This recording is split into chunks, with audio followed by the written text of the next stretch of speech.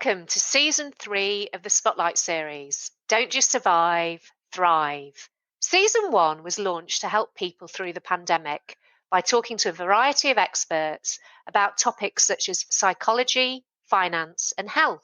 Season 2 focused on more work-related issues, including HR, marketing, and leadership. Now it is time for Season 3. Season 3 is centred on the IT industry, specifically tech startups. There are also career spotlights where I talk to senior IT people about the secrets to their impressive career journeys. My name is Nicholas Steele, founder of JJP Talent Solutions, an Australian IT recruitment company. For over 20 years, I've helped tech startups and innovative SMEs to attract, recruit, and retain technical talent. I hope you enjoy listening.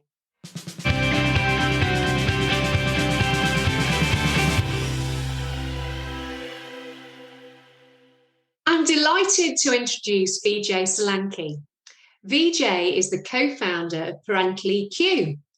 Vijay has had a diverse career that traverses marketing, digital, and innovation, delivering a succession of major marketing and digital transformations on a global scale with, for example, BP, Philips, and Blackberry, as well as being the launch marketing director at Shazam. Vijay, thank you very much for joining me on Season 3, Episode 21 of the Spotlight series, Don't Just Survive, Thrive. Thanks for having me, Nicola. Happy to be here. Thank you, and it's great to see you. So Vijay, tell me a little bit more about your personal story and your career background. Sure thing. So I'm the product of two Indian parents who met in Nairobi, Kenya, which is where I was born. But I am what some people might call a coconut, in that I'm brown on the outside, but quite white on the inside. And what I mean by that was the vast majority of my upbringing was in the UK, in a part of the world that we both know and love in Yorkshire. Absolutely. So that's where I grew up. And I actually went to university in the north of England, turned up to go to medical school. That didn't really suit me, but I really love sociology and psychology. Graduated in psychology and had an internship whilst I was up there with Procter & Gamble. And I had a boss who said, oh, applied psychology in business, that's called marketing. And the penny dropped at that point. And I remember applying for graduate roles with P&G, with Unilever and Mars, and I felt that Unilever was the best fit. So, flash forward 25 years of, you've described them in the intro really well. I kind of got brought up with classical brand management at Unilever, got to work on brands like Dove.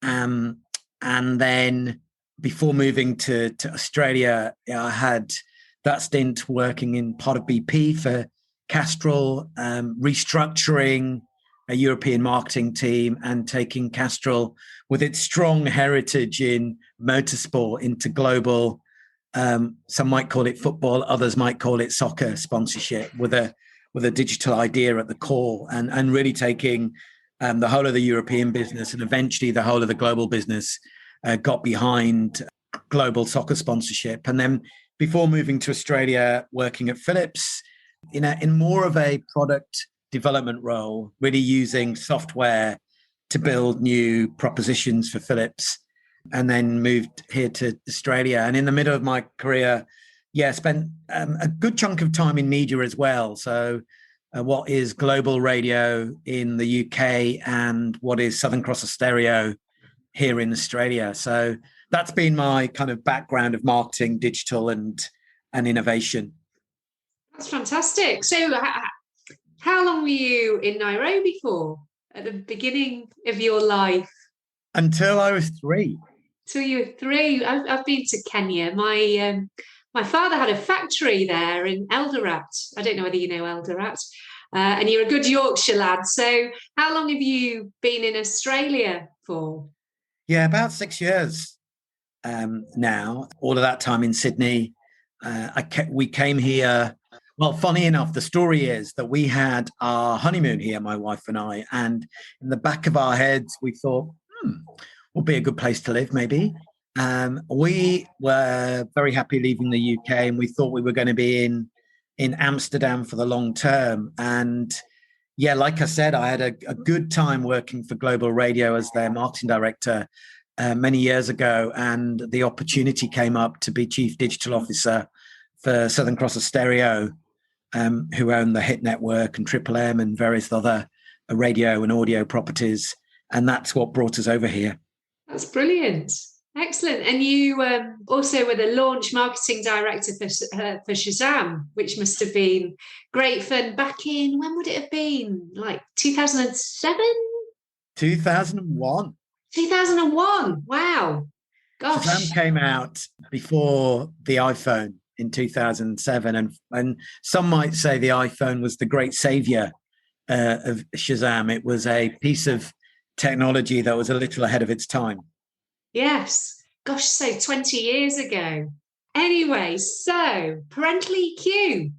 Tell me your story behind that, and what's your purpose? What do you want to achieve with ParentalEQ?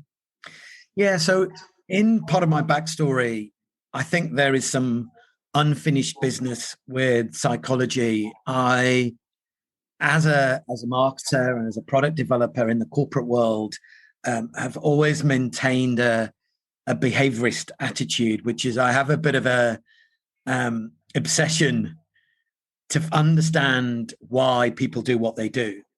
And that notion that mentor at P&G gave me around applied psychology is something that stayed with me. So part of it is unfinished business with psychology.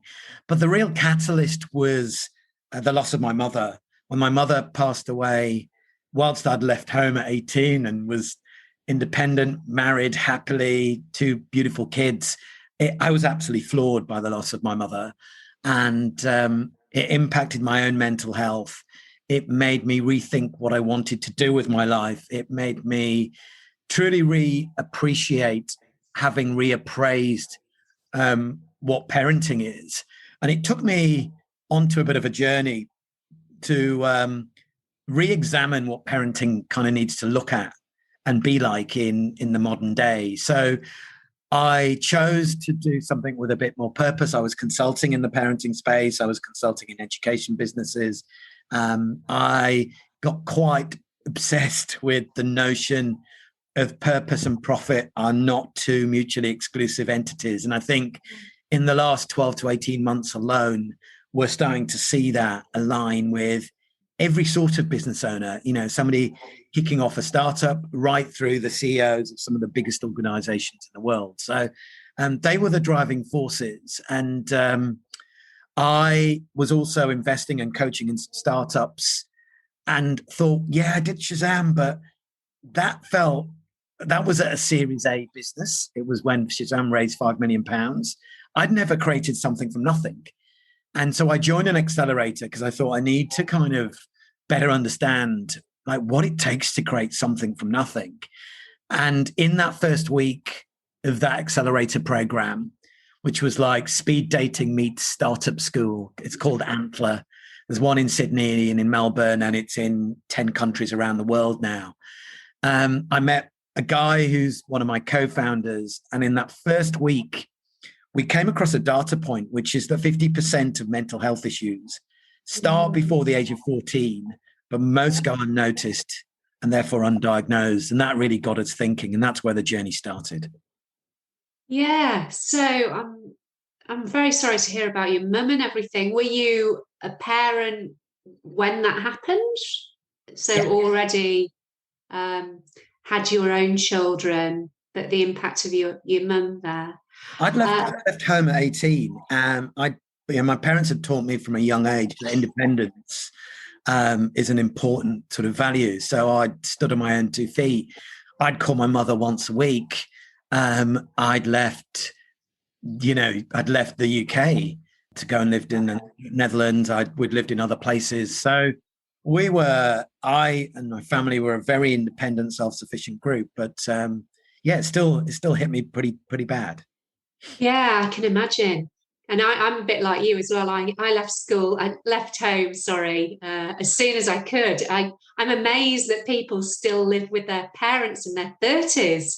It's moving all over the place and what have you. And you mentioned that accelerator program that you were involved with, Antler, I think. And I first met you at River City Labs, and you were part of the Activate program there. So what was your experience like with Antler, with Activate, and what would your advice be to the next cohorts with Activate, for example? Yeah, look, I think I'd spent the vast majority of my career in a corporate world, albeit doing innovation in every role. In every role, I think I created a new service or a new product at every company. So I definitely align myself with the idea of being an entrepreneur, but being an entrepreneur is a different skill set in many ways, not in all, but in many ways, but it's certainly a different mindset. So, one of my core values is the notion of lifelong learning. Like if you can't learn and actually unlearn, because I think to some extent, if you think about the impact of technology, those of a particular age have to unlearn certain things to relearn new things. Then these accelerators are amazing places to do that, because they will put you with what I would call kind of the hardcore stereotypical entrepreneur, someone who's probably a bit younger, who has, no partner, no mortgage, can go mental in terms of how much drive and commitment they can give to it. And so programs like Antler, like River City Labs and the ACS program are just great places to learn. So I would anyone who's looking to build a startup, regardless of your age and your background, find the ones that you think are going to best suit your style, your stage of development and evolution. Be very clear about what it is you want from them, which isn't always possible because sometimes you don't know what you don't know. So for us, River City Labs was the idea of getting you investor ready. And they did a really good job of getting you into shape to present to investors. That was the particular hook for us. Antler was really to learn about startup per se. And they ran I think they still do, albeit virtually, a 10-week program as part of quite a bigger 70, 80 person cohort. So be clear about what your objectives are, but also appreciate a certain percentage of serendipity in your learning process. Absolutely. I love a bit of serendipity. And you touched on one of your core values about always be learning. What are your other core values, and how has that really driven the culture of ParentalEQ? So I believe fundamentally in diversity and equality. I guess that comes from, being Indian stock, growing up in the UK. It's been quite interesting with the Euros and racism, and I know what racism looks and feels like. So I feel quite strongly about diversity and equality. I have a co-founder who's from Chile, who's worked in France and in Spain. I've got a co-founder who was born in Poland, grew up in New Zealand. We've got a range of ages, a range of genders. So equality and diversity is pretty important. Family and community. I mean, why build a parenting business? And also, why build a startup? People talk about it takes a village to raise a child. It takes a village to raise a startup. You can't do it with 2 or 3 co-founders. We can do so much. We need to make friends. We need to have purpose, and we need help. Frankly, I don't think any startup can make it without the support of its community. So they're important values, and probably the others are around empowerment and democracy. And what I mean by that is what we are trying to do as a business is to empower parents. Mental health has opened up as a topic. We think that's marvelous. But sadly, most of the time, most parents aren't acting until there's a really big problem. And, the real vision is to try and get us all understanding how mental health or emotional health works, so we get into it much earlier. So to do that, you've got to empower people, and that's an interesting journey. Because some people might not want to be empowered. So you've got to try and find those who are interested or really need it, but helping them. And then finally, democratization. What we are trying to do as a company is take parent-child psychology, which the psychologists do a brilliant job with, and actually make it easy so you and I and any parent can actually use it in their own lives. They're some of the values that drive us. They're great values. I love those. They're fantastic. And in terms of parental EQ, tell me, what exactly does it do? So how does it help parents with their children's mental health and emotional well-being, et cetera, et cetera? Yeah, so we say we're for parents that are looking for support with emotional and social challenges.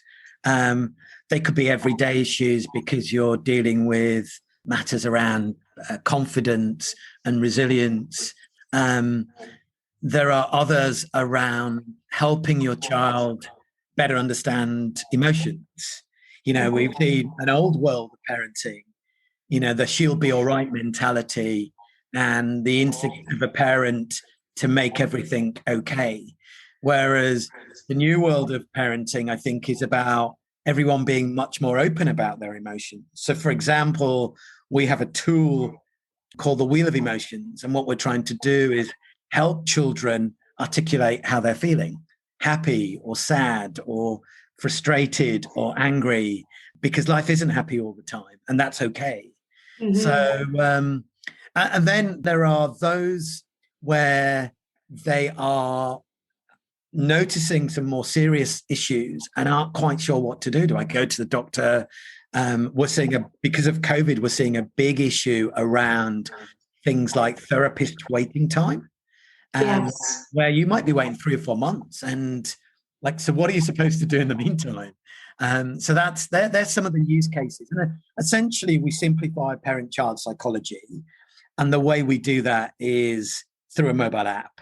And the mobile app essentially there are 4 stages in the mobile app. You go through you download it and you go through onboarding and you tell us where you want to focus. So you might be dealing with some emotions like anger, or you might be going through a situation like separation.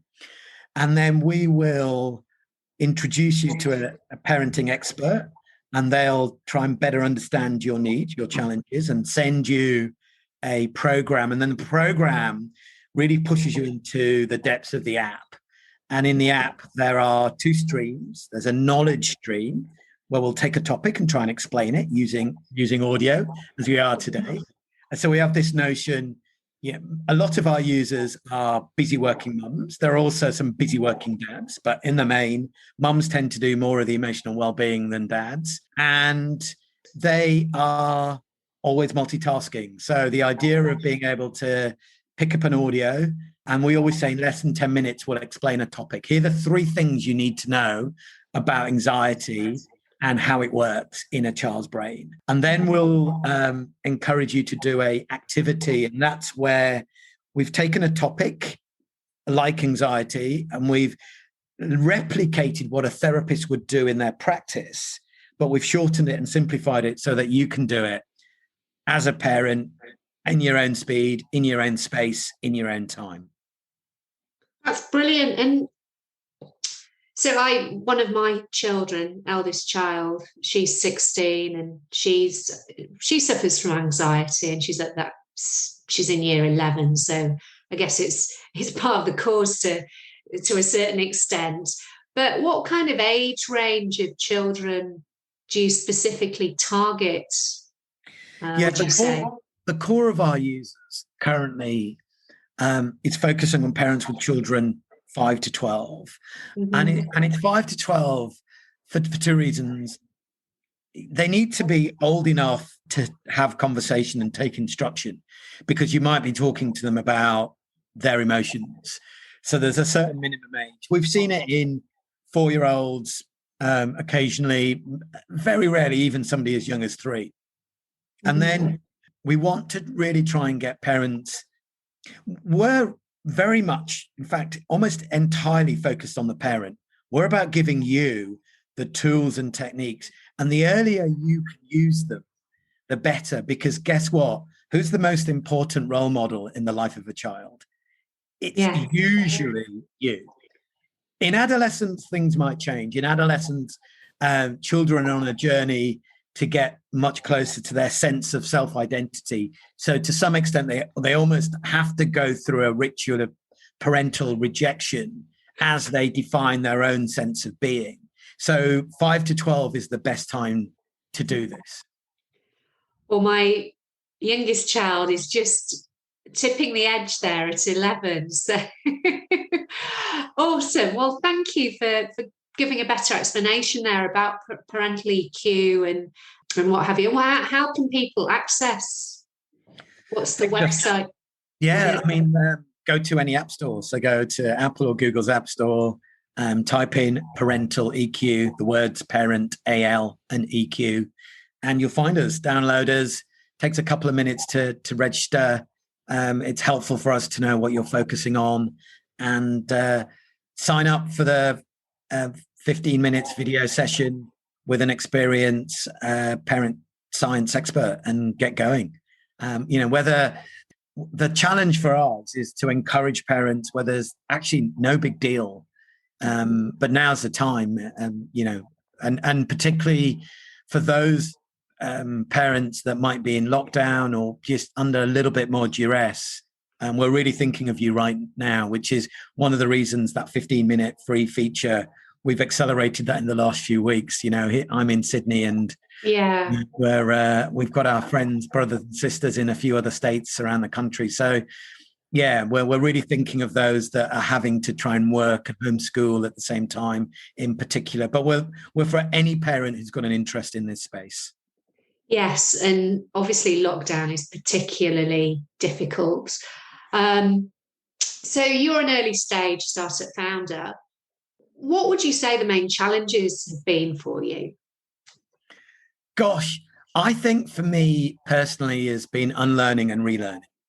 When you're 28, young hoodie wearer, you're a fairly blank canvas.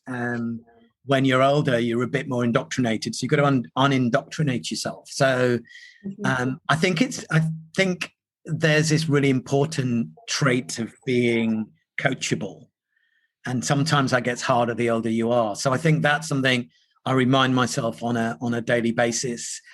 Then I think, particularly having had many, many years of corporate privilege, is be brutal in your choices. Be single-minded and brutal in your choices, because you don't have much time or much resource. So I think there's some lessons around there's not much you can do.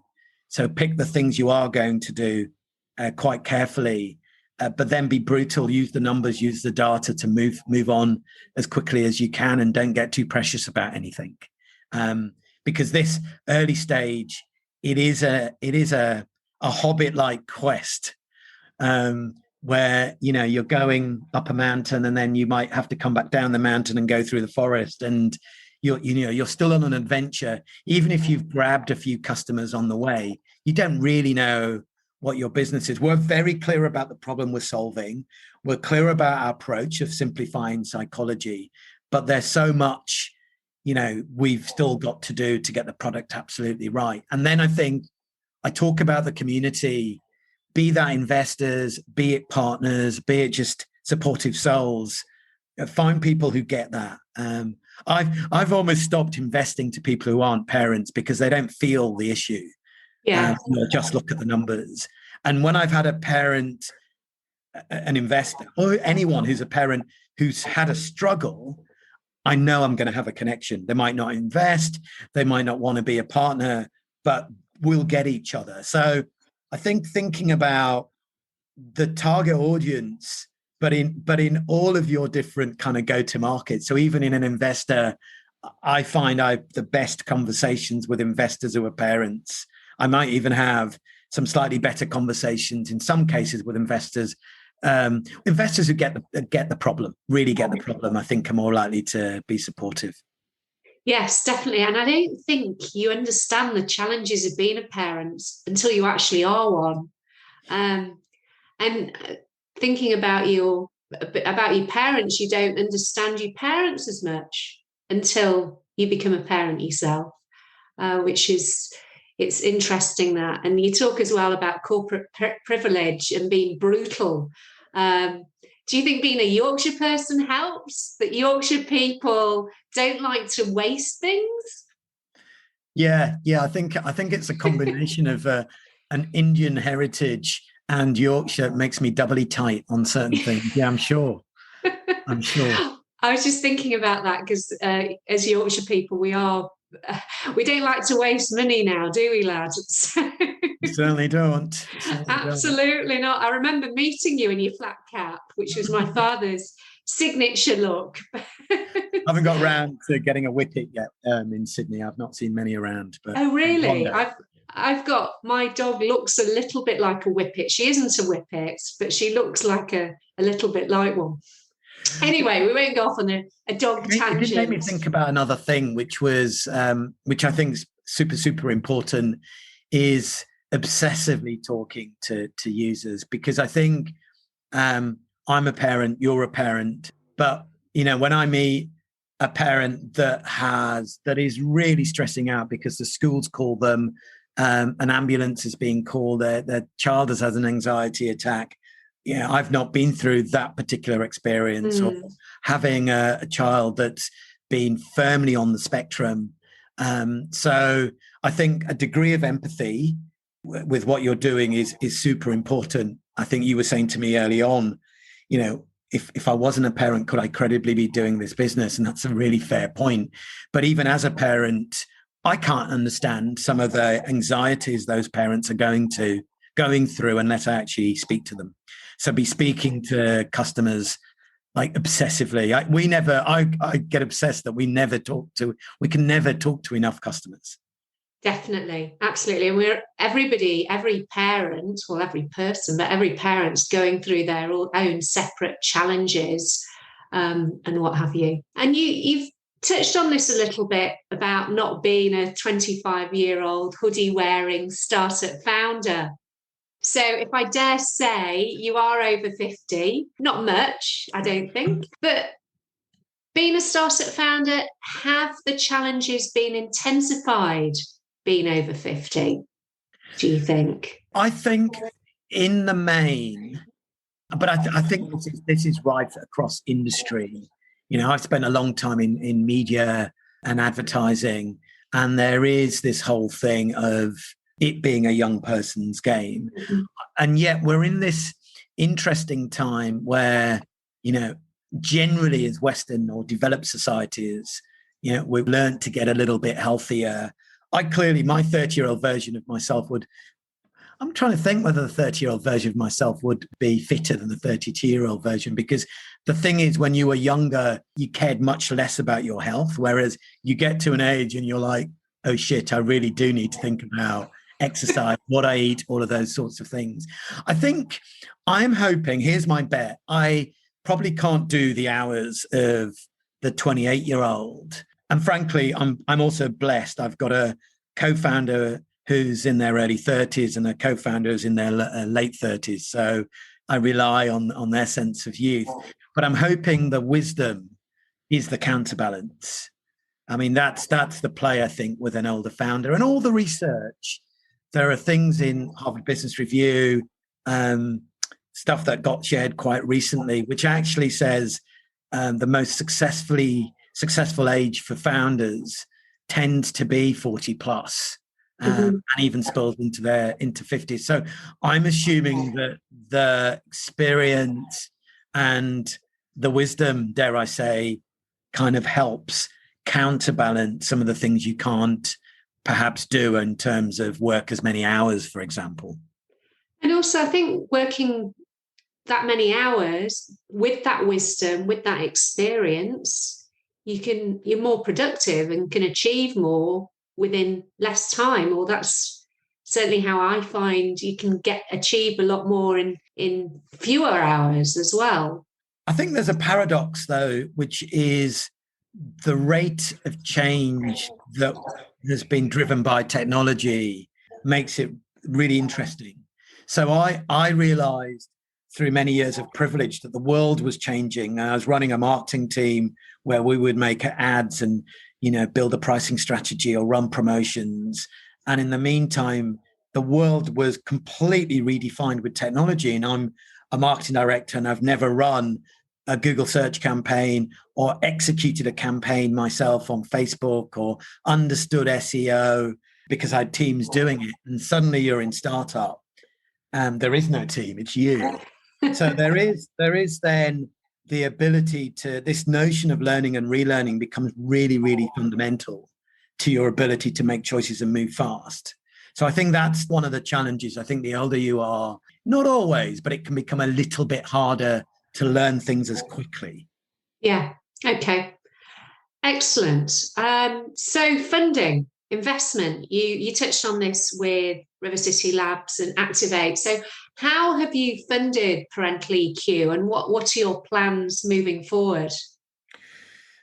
So it's been a very bootstrap business, but we had some wonderful support from a Melbourne-based accelerator called Scalata. We were part of their program. They were very good at getting us to focus on metrics, and they were a source of funding. And we are on the road again. So I'm out looking for investment. I'm also looking very, very closely at crowdfunding, because that is a vehicle that could allow me to bring in wholesale investors, retail investors. And I love the idea of some of our parents having a stake in the business. I think that will keep us honest. And I also think those parents hopefully will be advocates. And we're a business that needs to keep talking to parents. So I'm very tempted by crowdfunding as a way of providing some growth money for our company. Yeah, I can imagine that crowdfunding would be really, really appropriate and have that appeal there as well. And as you say, keeping the central goal and vision and everything there. So that's brilliant. And your plans for ParentalEQ for the next 12 months and your end goal, what would you say they are, Vijay? So for the next 12 months, where we need to raise money, we're on a mission to, Hobbit-like, to continue to get that product right in itself. So we have the addition of the parent science expert. That's quite new. We are literally in workshops just this morning, re-examining our pricing structure. We want to create a more personalized service. So part of our investment will help us create something that is going to be more personalized, because the way you might deal with anxiety in a 5-year-old will be quite different to a 12 or 13-year-old. And we want the app to reflect that. And of course, we want to grow. So we'll be using some of that investment to grow the customer base, both here in Australia, but also back in the UK as well. That's brilliant. And your end goal? And the long term, well, we decided quite early on, and we like this idea of big, hairy, audacious goals. So we came up with this number, no particular logic, just one that is quite scary and yet quite motivating, which is to be able to impact 1 million families. So that's the ultimate goal. To be able to do that, we think, and I think that's the great thing about startups, and to be honest, the great thing about any business, like you really can't see that much beyond 12 to 18 months because the world keeps changing. And certainly as a startup, so do you. We think that will come from, going deep and getting some great traction here in Australia. We think that will come from finding good partnerships. So it's one big call out to to your friends and listeners are, we are doing pilots with schools. We want to do more with schools because schools are teaching this stuff and they're often telling us that parents are the disconnect. Schools have got more and more of them, welfare teams are getting super busy. So schools, I think, are going to help us grow. And then other geographies, the UK, and then hopefully the US as well. Great. Sounds really good. I shall be talking to my kids' schools. Well, thank you very much. I've just got one final question for you. So, what advice would you give 15-year-old Vijay? Yeah, I'd be quite scared of that moment. I would say... Were you quite scary? No, just for me as a parent. No, I'm not sure if I was, but I think it's a big thing to do. I think that it's more about counsel rather than advice, but be bold and be courageous and believe that you can do anything. I think that's one of the things that we've got to try and teach all of our children is that the world, more so than ever, is really their oyster. And I genuinely believe, the big steps around, say, gender equality here in Australia, that anything and everything is up for grabs if you're smart enough and you're prepared to work hard enough. So, dream big and go big, I think would be my counsel to the 15-year-old version of myself. That's brilliant. Well, thank you very much for sharing your insights, Vijay. Is there anything else that you'd like to share? No, you've been an amazing host. Thank you for the engaging and inspiring questions. And parents out there, you've got this. You're amazing. What every parent does is quite remarkable when you think about it. And, here we are. I'm sure most of your audience will be quite educated, but who goes to learn parenting? And when you think about that, it's one of the most important things to do. And yet we kind of make it up. It doesn't have to be that way. We think parents are brilliant. We're there to try and support you. So go check us out. We're ParentalEQ. Thank you very much. Thanks, Vijay. Thanks for having me. Thank you.